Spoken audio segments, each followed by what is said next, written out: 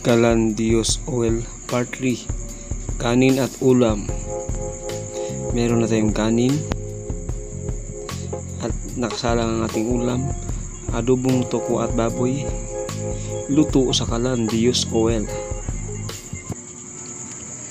Kung napapansin nyo guys, ang apoy ng ating kalan ay blue flame po siya. So yan, napakalinaw po ang ating apoy at wala po siyang usok, at ang langis ng supply ay patak-patak lang ang galing sa tangke niya. So yan, naka blue flame pa rin siya.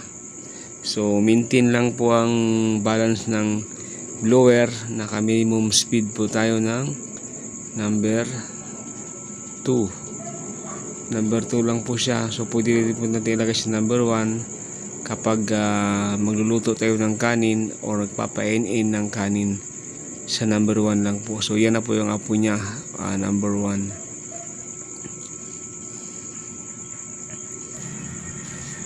Hello mga ka-Autotips TV, ngayong araw ang vlog natin, magsasaing tayo gamit ang Calandios Oil. Magsasaing tayo at magluluto na rin tayo ng ulam ng adobong kangkong na may baboy at tokwa. So susubukan natin ang ating Calandios Oil. Dito natin susubukan kaya bang magsaing dito at magluto ng ulam. So tara, samahan niyo ako sa aking vlog. Tapon natin ang ating bigas at nakapaglingas na po tayo ng apoy. So yan ay pwede na natin isalang ang ating kaldero.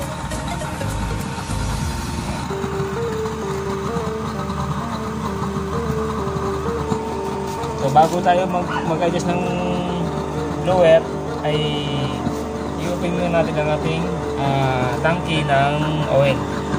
So ito patak-patak lang dapat.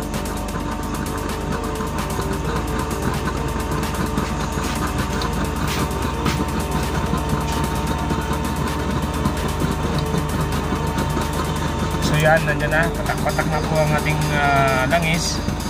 So tuloy-tuloy na ito. Okay. So mag-adjust tayo na ang speed na natin blower. Hinaan natin siya sa number 1. Ganyan lang.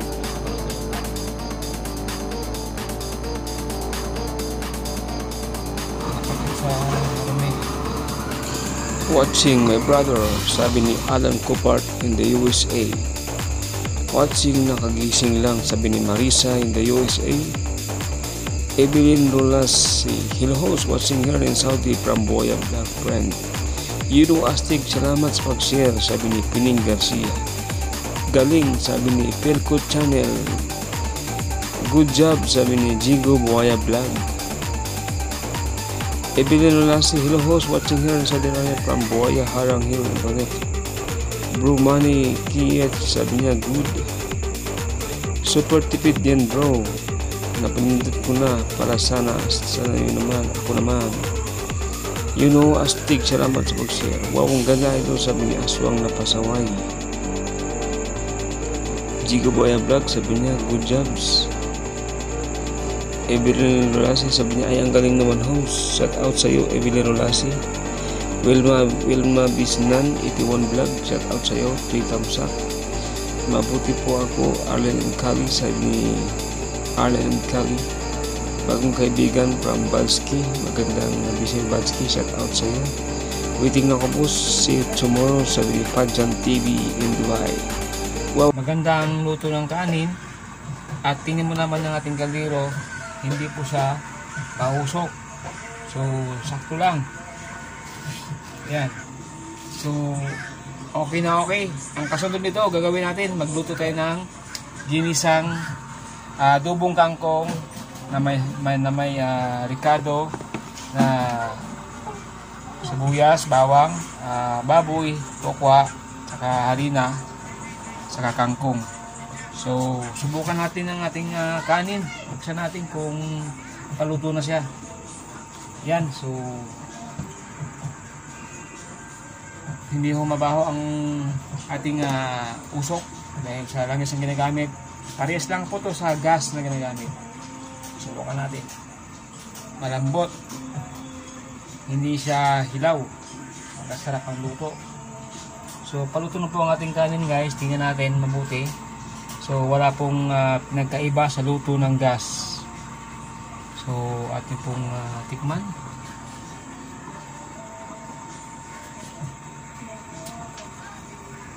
So, luto na.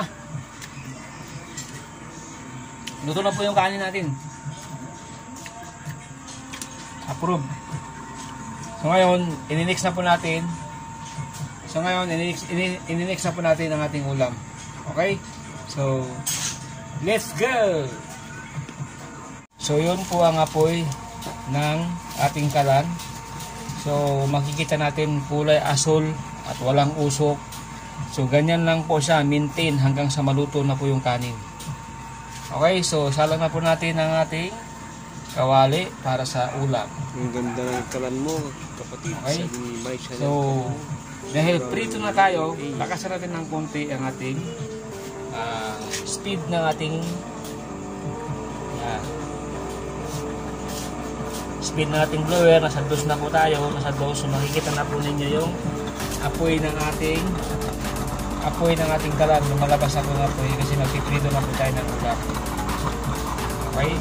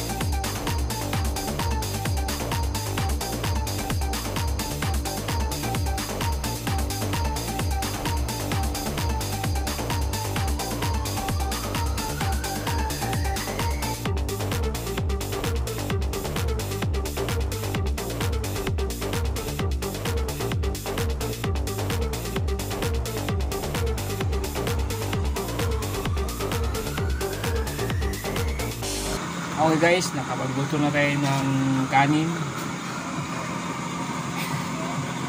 Yan. Gamit ang ating Calandios oil. At nakapagluto na rin tayo ng ulam.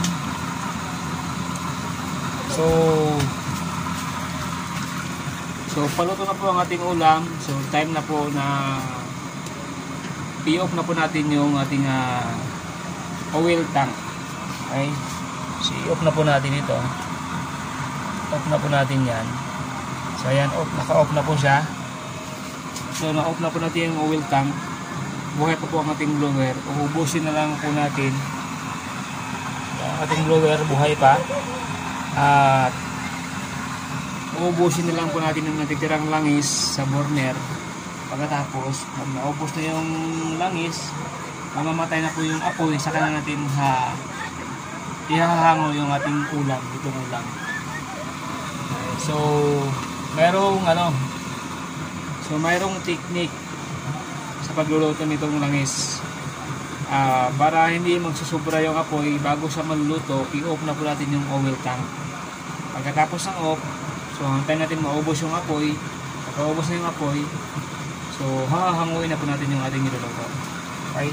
So, kita nyo, luto na natin luto na ating kangkong, ating adobong kangkong na may kuko at baboy, at saka nakapagsahin na tayo. Mga Ka-Auto Tips TV, subukan natin ngayon ang ating ginawa nung nakaraan na Calandios oil. Ngayon nyo malalaman kung paano natin ito gagamitin, ang ating Calandios oil na ginawa. So unang-una, naghanda muna tayo ng maluluto para ma-prove natin na kayang lutuin ang ating ulam. Mayroon tayong baboy, pichay, sibuyas at paminta. Okay? So, umpisa na natin ang ating vlog at bago yan, i-intro muna tayo.